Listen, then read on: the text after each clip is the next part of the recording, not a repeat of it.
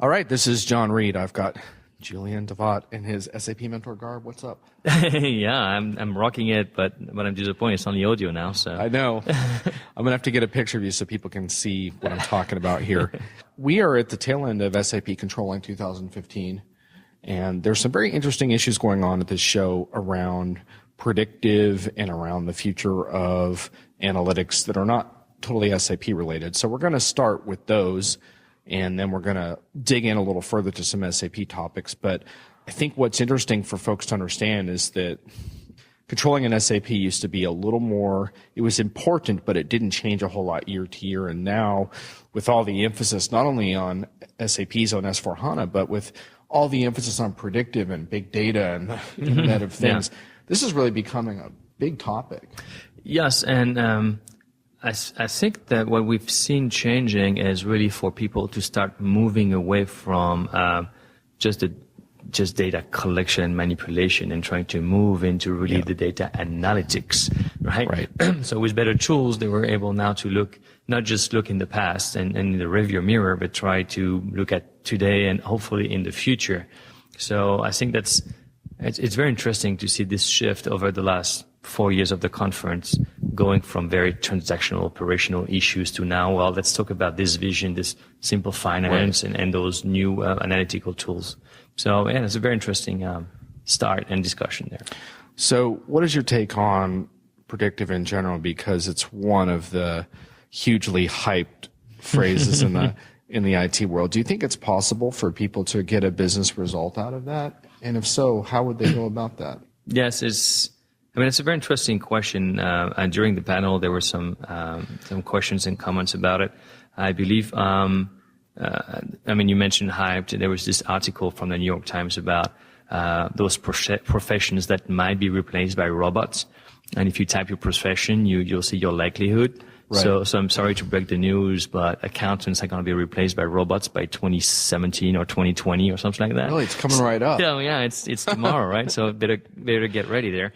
But joking aside, there is value. Let me give you an example of imagine you're an international company and you have multiple SKUs and you're selling through various distribution channels. So planning is a nightmare, right? It takes months and you have to go into those details if you really want to do it correctly. And because you can't, because of that volume, what happens is that now you go to aggregate it, right? So you just plan by region or you plan by product group or customer group. That's good enough. What if you could use a tool like predictive analytics and analyze all your sales data from the years before and then propose a plan for next year, and then you only have to tweak it. So most of the groundwork has already been done, and then you only have to, well, this is the new product, or this is because we're going to push in that particular country, we're going to move there. So just, what if the tool can do most of the groundwork for you,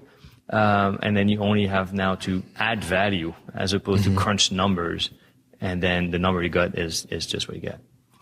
And do you think that when you talk about, I had a really interesting conversation with someone from the consumer packaged goods industry here over lunch the other day, a large presence. I can't really say their particular industry, but let's just say you consume it regularly. And they were talking about how they have a global supply and demand issues that isn't quite like your example because they need to be making decisions pretty quickly. Right. Things change course for them quickly. And they use some interesting examples. For example, they need to know a lot about Chinese markets and how Chinese markets are fluctuating. It's a big area for them. And they also said that weather patterns are hugely significant for what they're trying to do. And so are you seeing also that that's part of what may factor in here? We're talking about predictive. Yeah. And I think predictive goes beyond just the data you got. You have to go into big data, even though, the term is a little cheesy sometimes, but and Carsten Hilker from SAP Solution Management was also saying, well, there are some cultural differences between different customers. So if you can include those data, then that would help.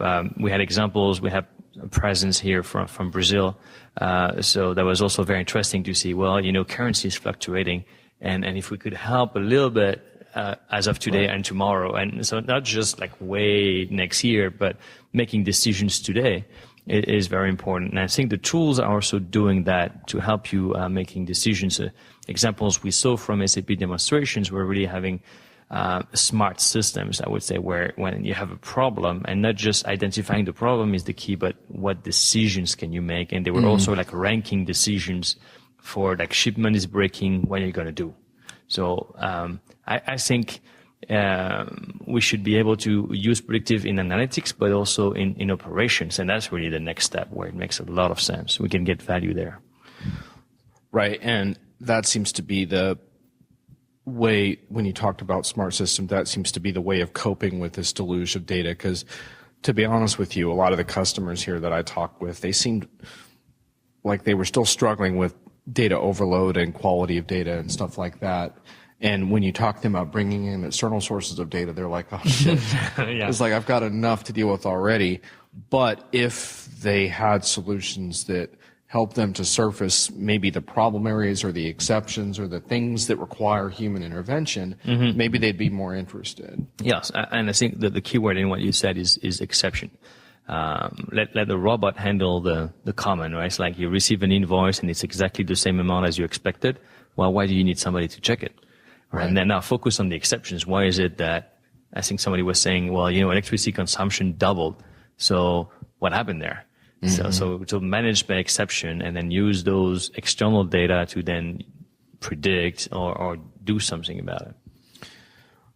The other interesting thing, you referred to the panel, which was a panel that I moderated that you were on modernizing SAP, which took on a bigger dimension. It was really looking at just sort of how companies can be competitive and what stands in the way. And what I was really struck by was about halfway through the panel, one of the people in the audience really asked a question about really more the human side of this. Like basically he started talking about SAP training, but he went much deeper. He was talking about young people entering the workforce without really the right skills and just the struggle to figure out how it is you become, I guess, successful in an enterprise context in such a crazy market where there's so much happening. It's not just configuration anymore, it's analytics.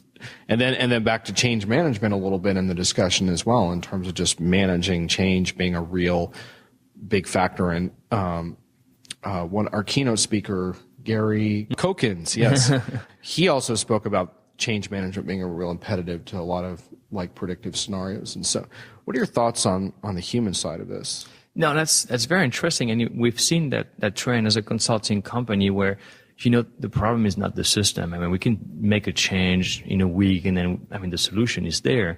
But the problem is that adoption of the solution has like a ripple effect, and it takes a month or two or more to get there. An example of one of the customers this week was, well, we were trying to do this change on this plant, and it was supported by half of the plant, and it was supposed to be a 9 months project, and 6 months in, the other half of the plant figured it out and started fighting that battle. So of course it went from 9 months to a year and more. And then by that time, there was a new release, and now there's a third group that now fighting the first two ones to get the new release as opposed to the old release on no. So it's, so what we did to solve that, we hired a great expert actually, with like 20 years experience in Lean Six Sigma and Black Belt and those things, to support our projects, because change management it's much more critical. I think the first key is just getting consensus. If we could just get that, that would be a very good start. Right. So that's the first part of it. And I think the second one you were referring to from that the question from the gentleman during the panel was training. Right. And training is changing. It used to be very classroom driven, and it was really solution driven. You're going to learn this transaction. Yeah. And it's not about the transaction anymore. It's about the process and how all the pieces of the puzzle have to be working together. So there's a growing trend of online trainings first, and they're going to be much smaller and much more focused, and then there will be a lot more functional side as well. Right. Completely tool agnostic. I think this is going to be a very interesting trend. So. When you say change management is becoming much more important, that's interesting to me because I would argue that change management has always been sort of overlooked and crucial to project success. Why do you think it's becoming more important now? Well, I think that companies, maybe they've failed enough. Yeah. Why would you, in the past, when you would put a line on a proposal that says change management, it was kind of fuzzy. Why would you do that? It's just so let's get rid of that or make it as cheap as possible. And now they failed enough that, it becomes critical. And if you don't propose it, they will look at you and say, why do you not have it? So okay. I believe it's just a factor of experience and failures, right? So it's the memory of falling off the bike and scraping your knee a bunch of times. Exactly. So maybe you need a helmet. Change management is your enterprise helmet. No, it That's does. the key. It does make sense. I'm glad to hear it because for years there's been data that shows how important training is to project success, and yet training budgets haven't really expanded. But if there's progress on change management front, that's at least one encouraging sign. Yeah, and maybe there's one I'm just thinking about it right now. We also changed a lot from the waterfall pure strategy. Right. Into more of an agile process. Yeah. So, I'm thinking especially about the reporting side of it, where, you gather your requirements and then 3 months later you get a report that has nothing to do with what you really wanted to do, as opposed to either a service BI or an agile, and then you go into prototyping and you get feedback. So by the end of the project, first the project is supposed to be faster, but imagine it's a 3 month project. You don't just spend 2 weeks on it at the very end of it. You've been touching it for 3 months and preparing and give it feedback. So maybe that's also another benefit of moving to agile. Yeah, I'm struck by that because when you think about agile, like I think agile can be pretty effective in a lot of contexts, but it does actually ask more of the user in some ways. Absolutely, and that's the goal. They have to be in there. Exactly. Yeah. And so that there's a behavior change there. And maybe change management is sort of part of that, is like, look, you're going to be a lot more involved, which is the good news but the bad news is you're going to be a lot more involved. Exactly. Yeah. Well, if you want something you like, you need to be more involved. Yeah. The other interesting thing that came up around this is we had what I call our unconference day today, where we kind of throw things up on a whiteboard to see what people want to talk about. And again, change management and user training really came up strongly. Yeah. And we don't see that as much in past years, and so maybe that validates your point. And in the discussion that we had about it, which you missed because you were doing your rock star presentation in the other room, the same thing came up, which was basically, how do I get my users to embrace the system that we worked so hard to build, that we think is really going to serve the company and serve their needs? So we spent a long time talking about that, and I guess it's encouraging because maybe folks are becoming much more aware that just because you configured something properly doesn't make a damn bit of difference if no one's using it. Absolutely. So Kevin Riley, who is now the advocate at the ASOC, was talking about it over lunch. For HANA. Exactly. And he was on the job, and the CIO comes in. He was CFO. CIO comes in and said, how are you going to solve that problem? And he answered, well, of course, he was just 2 weeks on the job. So maybe that was something you can say. And he said, well, I'm not going to do it. We are going to do it. And I think that's a complete culture shift now. Now it's not an IT solution. Mm-hmm. It's a business solution, and you need to shift the ownership between just the users. User is not a user; it has to be an owner of the solution. Maybe that's kind of the shift. That makes sense, and I think that's a good stopping point for the first shorter podcast we're doing. So thanks for joining for that. Pleasure. And for those of you listeners who enjoy a deeper view, I know you've told me you like the longer podcast, so you're going to get one. Brace yourself. Julian and I are going to keep going here. Welcome back, Julian. Yeah, long time no see. Long time no talk. So we are in an empty room at the end of SAP Controlling 2015, which is a really interesting conference because of how central finance has become to SAP's future S/4HANA vision. Yes. So it's very interesting. And also very interesting, it's not a huge conference from an attendee standpoint, but a lot of customers here. So I know that as a consulting firm, like you're trying to understand what customers care about, and we get a great opportunity here to do that. Yeah, absolutely. I like it because it's a very focused conference. That there's a lot less marketing and more sharing, maybe. Right. That's one way to put it. So for us, it's I think we were talking with Janet Salmon, who is SAP's solution manager or development manager, and she said, "Well, I like this conference because I learn as much as I share." Right. And I think that's really critical. Yeah, even the SAP folks here are really on good behavior in terms of, obviously they're passionate about their solutions, but they realize that this isn't the chance to kind of push that as much as it's a chance to share information and learn and stuff. Get feedback on it. Yeah. So before we talk about a couple of the things that you're involved with that I think are really interesting, I want to just generally just ask you about S/4HANA, because that's relatively new to the people here as a concept, right? Like, they might know a little more about simple finance, or right. Maybe it was smart finance before. But now there's this whole S/4HANA thing, and simple finance is sort of in the middle of it right now, though there's going to be some branding changes, I think, shortly. Right. What kind of vibe were you picking up on from people as far as like, does this make sense to people as far as where SAP is headed? What kinds of questions are coming up? Well, yeah, no, that's very interesting. Again, we've been here together 4 years in this conference, and you can see the shift in conversation. 4 years ago, the topic was, what is HANA? Right. And then 2 years ago, it was like, what is simple finance and what are we talking about here? Now the questions are, okay, so when I go, not if, but when I go to simple finance, right. Where is it going to break? Right? What are those things that are very specific to me and maybe not supported yet? So we had a couple of those very simple things. And so those are the questions. And so I think that's really, you see the shift here. And then, of course, with some kind of a branding coming in, we don't have yet the S/4HANA questions as much. Right. And then maybe that's because simple finance is very finance driven, as opposed to S/4HANA being like a whole business suite, and it's right. all of a conversation. But I'm afraid that the potential rebranding, or definitely rebranding that's going to come, is going to be even more confusing. Yeah. Yeah. I think we could almost divide it into like simple finance and S/4HANA as a whole. I think folks here are more focused right now on what is called simple finance, right. and the S/4HANA reactions. It's more like wait and see, And what I'm struck by, and what I think is interesting, is that when I was here, I didn't really encounter what I would call like a cynicism of like, SAP's always trying to sell us some new crap. Like, I didn't get too much of that.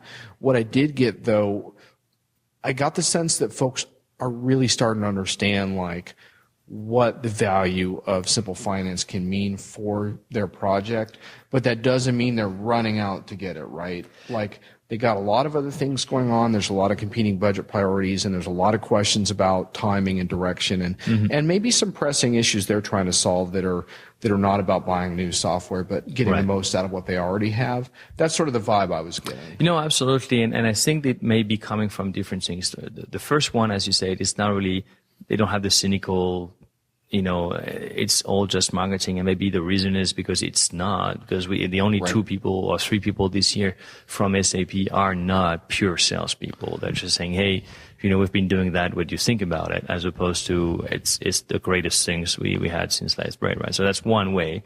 The second thing I see is also the crowd we have here are probably part of the office of the CFO, but may not be deciding on those. They're probably the sponsors or champions of such solutions, but they're not making the decision. So no, they're not running out to do to get it from the shelf. And the third one, I think this is really what you were talking about, and that it was also showing in the discussions we had at the unconference or post-conference. They have some pressing issues that are really critical. There was something about a law coming up in China or Brazil, and something right. like that. A lot of currency fluctuation. Fluctuation. So it's a burning bridge, and simple finance is not going to solve currency fluctuation in Brazil, right? No. So maybe that's kind of the root cause of this discussion. One of the things I've been on the lookout for is things that companies can get started on that are I guess you could say, less intense, less disruptive in a bad way. So for example, like for certain companies, it makes total sense to move to take the steps to move to S/4HANA.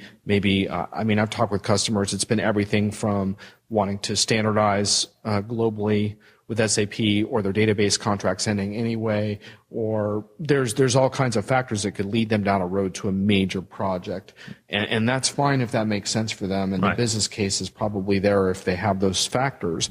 But I'm on the lookout for more things that are a little more bite-sized, or a little more try and build momentum with this and then roll it out further.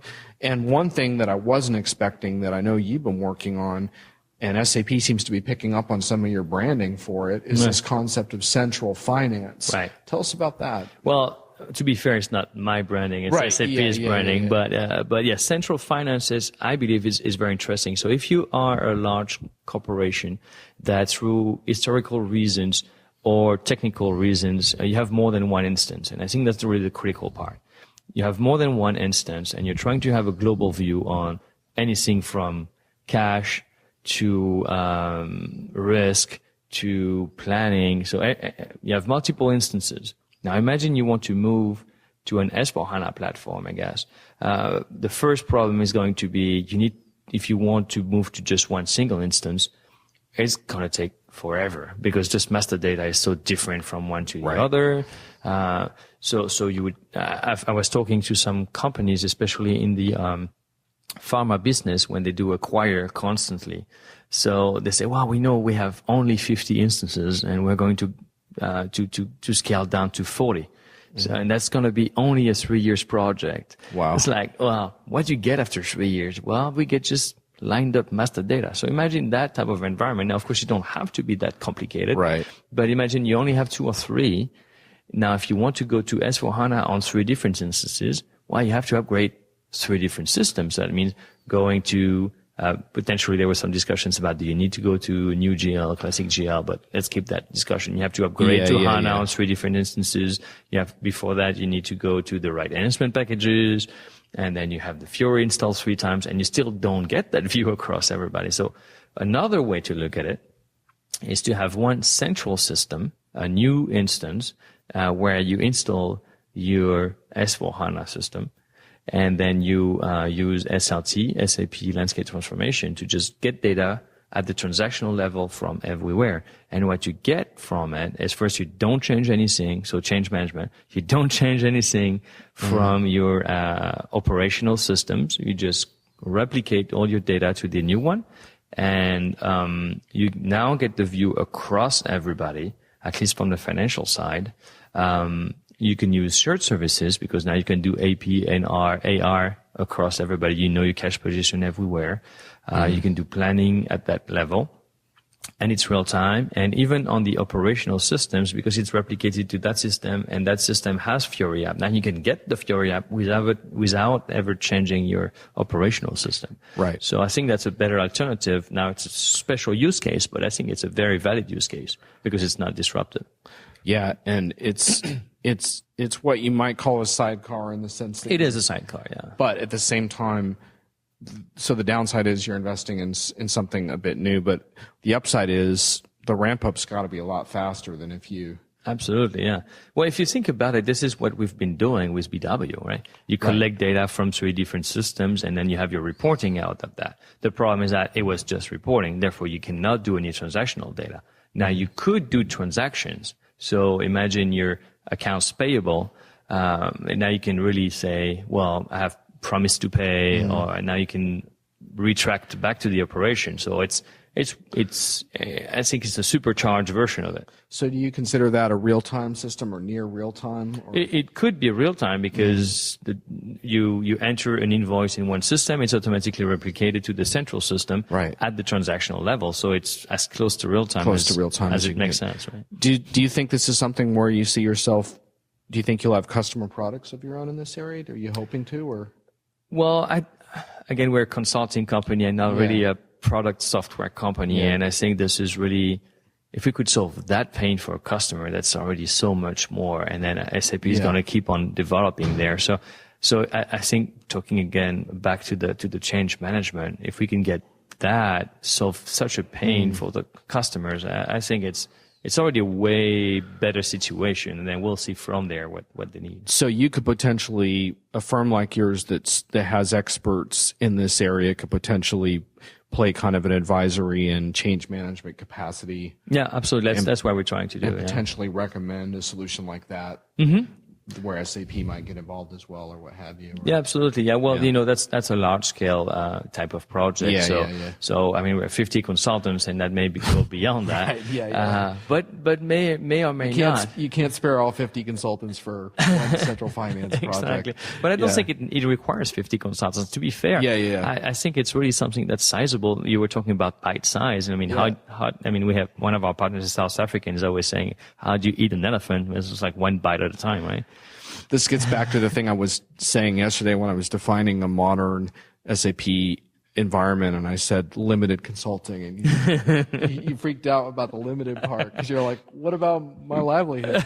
Exactly. Yeah. But I am serious about that, though. I think customers want less consulting. I mean, whatever the ratio is, I think it was once as bad as like 20-1 consulting and, or 10-1 at least, right? In the bad old days. And I think they want that ratio down. But at the same time, I do think there's room for experts who can really guide along this path. So I don't think your livelihood is threatened by that. Thanks.